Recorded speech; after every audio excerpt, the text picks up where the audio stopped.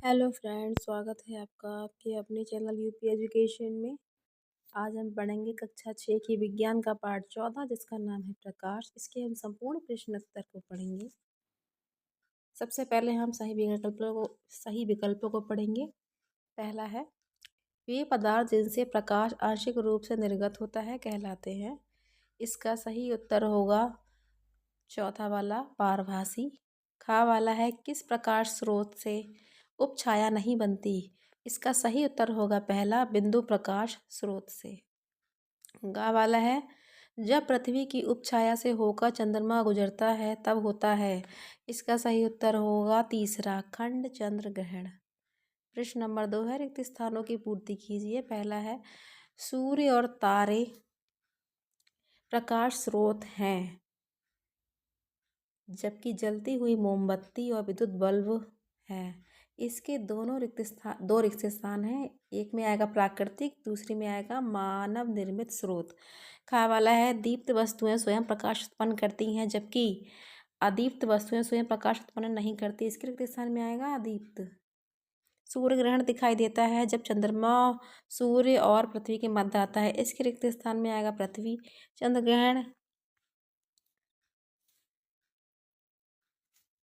चंद्र ग्रहण की घटना पूर्णिमा के दिन होती है। इसके रिक्त स्थान में आएगा पूर्णिमा। अगला है, निर्यात में प्रकाश की चाल 3 लाख किलोमीटर सेकंड होती है। इसके रिक्त स्थान में आएगा 3 लाख किलोमीटर सेकंड।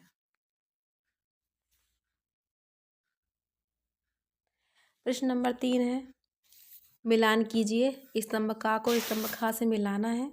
इसमें पहला है चंद्रमा। चंद्रमा को मिलाया जाएगा अदीप्त से। सूर्य को मिलाया जाएगा दीप्त से।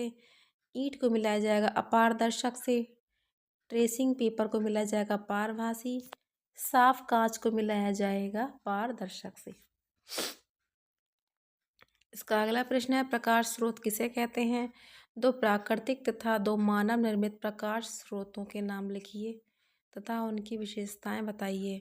इसका उत्तर होगा, जिन साधनों से हम प्रकाश ऊर्जा प्राप्त होती है उन्हें प्रकाश स्रोत कहते हैं। जैसे नंबर 1 प्रकाश स्रोत, नंबर 2 कृत्रिम प्रकाश स्रोत या मानव निर्मित प्रकाश स्रोत। ऐसे प्रकाश स्रोत जो हमें प्राकृतिक रूप से प्राप्त होते हैं प्राकृतिक प्रकाश स्रोत कहलाते हैं। सूर्य तथा तारे प्राकृतिक प्रकाश स्रोत हैं। हमें पृथ्वी पर पर्याप्त मात्रा में प्रकाश सूर्य से ही प्राप्त होता है। कुछ तारे भले ही सूर्य से कई गुना बड़े हैं, किंतु पृथ्वी से उनकी दूरी बहुत अधिक है तथा वह कम चमकदार तथा छोटे दिखाई पड़ते हैं। सूर्य भी एक तारा है तथा यह सभी तारों की अपेक्षा पृथ्वी के अत्यंत निकट है, अतः यह सभी तारों की अपेक्षा अत्यधिक चमकदार दिखाई पड़ता है। प्रश्न नंबर 5 है, अपने आसपास दिखाई पड़ने वाली वस्तुओं में से दीप्त तथा अदीप्त वस्तुओं का छांटकर लिखिए। इसका उत्तर होगा दीप्त वस्तुएं, मोमबत्ती, सूर्य, तारे, lamp, bulb, tubelight, CFL, LED आदि। अदीप्त का होगा मेज, कुर्सी, चारपाई, पुस्तक, दर्पण, चंद्रमा आदि। अगला प्रश्न है, पारदर्शी, पारभासी, अपारदर्शी वस्तुओं की परिभाषा लिखिए। अपने आसपास दिखाई पड़ने वाली वस्तुओं में से पारदर्शी, पारभासी और अपारदर्शी वस्तुओं के नाम लिखिए। इसका उत्तर होगा पारदर्शी वस्तुएं। ऐसी वस्तुएं जिनसे होकर प्रकाश आर पार निकल जाता है उन्हें पारदर्शी वस्तुएं कहते हैं। जैसे स्वच्छ कांच, स्वच्छ जल, ग्लिसरीन आदि। पारभासी क्या होता है। पारभासी होता है ऐसी वस्तुएं जिनसे होकर प्रकाश का केवल आंशिक भाग बाहर निकलता है उन्हें पारभासी वस्तुएं कहते हैं। जैसे घिसा हुआ कांच, ट्रेसिंग पेपर, तेल लगा हुआ कागज आदि। अपारदर्शी वस्तुएं ऐसी वस्तुएं जिनसे होकर प्रकाश बिल्कुल नहीं निकल पाता उन्हें अपारदर्शी वस्तुएं कहते हैं। जैसे दफ्ती का टुकड़ा, लकड़ी का टुकड़ा, धातु की चादर, दर्पण आदि। प्रश्न नंबर 7 है, किसी प्रयोग द्वारा सिद्ध कीजिए कि प्रकाश किरणें सरल रेखा में गति करती हैं। इसका उत्तर होगा, समान आकार की 3 आयताकार दफ्ती का टुकड़ा तथा एक मोमबत्ती लीजिए। दफ्ती के टुकड़े को एक दूसरे के ऊपर रखकर उनके बीच छेद करें। नंबर 2, मोमबत्ती को जलाकर मेज पर रखिए। नंबर 3, दफ्ती के टुकड़ों को गीली मिट्टी की सहायता से सीधा खड़ा करके प्रकाश की सीधी रेखा में चलता है कि 3 टुकड़ों में बने छिद्र एक सरल रेखा में हों। नंबर 4 है, मोमबत्ती को इस प्रकार प्रथम टुकड़े के सामने रखिए ताकि इसकी लौ छिद्रों के समान हो। अगला है, अब अंतिम दफ्ती के टुकड़े के सामने नेत्र द्वारा मोमबत्ती की लौ को देखिए। क्या आपको मोमबत्ती की लौ दिखाई पड़ती ही है? हम मोमबत्ती की लौ को अंतिम दफ्ती के टुकड़े के छिद्र द्वारा देख सकते हैं। अगला है, अब बीच वाले टुकड़े को थोड़ा इधर उधर खिसकाइए, क्या देखते हैं? अब मोमबत्ती की लौ दिखाई नहीं देती है, इसका क्या कारण है? बीच की दफ्ती के टुकड़े को थोड़ा इधर उधर खिसकाने पर सभी छिद्र एक सरल रेखा में नहीं रहते हैं, जिससे मोमबत्ती की लौ का प्रकाश बीच वाले दफ्ती के टुकड़े से नहीं निकल पाता है। इसी कारण मोमबत्ती की लौ दिखाई नहीं पड़ती है। अतः इस क्रियाकलाप से यह सिद्ध होता है कि प्रकाश का गमन सरल रेखा में होता है। प्रश्न नंबर 8 है, छाया, प्रच्छाया तथा उपछाया से क्या समझते हैं?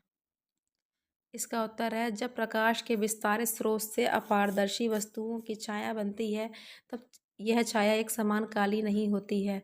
इस छाया में दो भाग होते हैं। छाया का मध्य भाग अधिक काला होता है, वह प्रच्छाया कहलाता है। प्रच्छाया के चारों ओर का कम काला भाग उपछाया कहलाता है। निम्नलिखित क्रियाकलाप द्वारा छाया, प्रच्छाया एवं उपछाया की बनने की प्रक्रिया समझी जा सकती है। एक टार्च काला कागज तथा एक छोटी गेंद लीजिए। काले कागज में एक छोटा छेद करके टार्च के कांच से चिपका दीजिए। टार्च को जलाकर कमरे के दीवार की ओर लाइए। क्या देखते हैं? गोलाकार आकृति में दीवार छाया का कुछ भाग प्रकाशित हो जाता है। अब जलती हुई टार्च के सामने कुछ दूरी पर गेंद रखिए। क्या देखते हैं? दीवार पर प्रकाशित भाग के स्थान पर गोलाकार अंधेरी आकृति दिखाई देती है।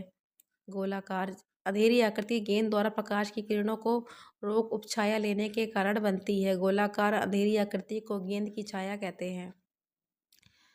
टार्च के कांच से काले कागज को हटाकर पुनः टार्च जलाया जाता है। उतनी ही दूरी पर गेंद को रखिए। क्या देखते हैं? दीवार पर गोल आकृति का अंधेरा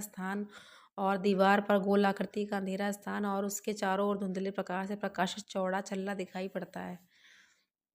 अंधेरी गोल आकृति को प्रच्छाया तथा धुंधले गोल छल्ले को प्रच्छाया कहते हैं। प्रकाश स्रोत बिंदुवत होने पर छाया तथा बड़ा होने पर प्रच्छाया व उपछाया प्राप्त होती है।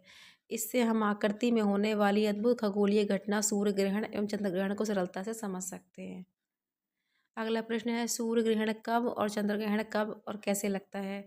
इसका उत्तर होगा, पृथ्वी तथा चंद्रमा द्वारा चक्कर लगाते लगाते एक ऐसी स्थिति आ जाती है कि सूर्य, चंद्रमा तथा पृथ्वी तीनों एक ही सरल रेखा में इस प्रकार आ जाते हैं कि चंद्रमा सूर्य और पृथ्वी के बीच आ जाता है। इस स्थिति में चंद्रमा सूर्य से आने वाली प्रकाश की किरणों को पृथ्वी तक आने से रोकता है, जिसके कारण चंद्रमा की छाया पृथ्वी पर पड़ने लगती है और सूर्य दिखाई नहीं देता है। इस स्थिति को सूर्य ग्रहण कहते हैं। सूर्य ग्रहण सदैव अमावस्या के दिन ही पड़ता है। जब सूर्य और चंद्रमा के मध्य पृथ्वी आ जाती है तो सूर्य का प्रकाश चंद्रमा तक नहीं पहुंच पाता, क्योंकि पृथ्वी सूर्य से आने वाले प्रकाश की किरणों के मार्ग में अवरोध उत्पन्न करती है, जिसके फलस्वरूप चंद्र ग्रहण लगता है। चंद्र ग्रहण सदैव पूर्णिमा के दिन ही पड़ता है। फ्रेंड्स, वीडियो यहीं पर समाप्त होता है। वीडियो अच्छी लगी तो लाइक कीजिएगा और चैनल को सब्सक्राइब कीजिएगा। धन्यवाद।